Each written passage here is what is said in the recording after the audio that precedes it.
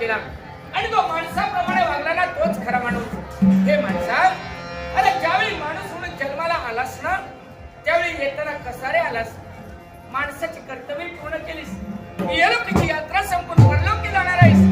जात असताना कसं जाणार आहेस हे ज्याला कळलं ना तोच खरा माणूस, तोच खरा माणूस. वेड्या, अरे जसं आलास ना तसंच तुला प्रश्न माघारी जायचंय, माघारी जायचंय, माघारी जायचंय.